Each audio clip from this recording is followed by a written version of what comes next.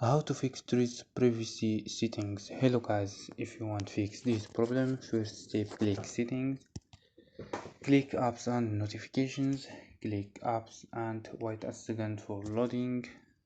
Scroll down for search app or click here for search your app trees. Go to force stop and click OK, and go to storage and click clear data and click OK and click clear cache. After these steps, restart your phone. So don't forget like and subscribe. Bye.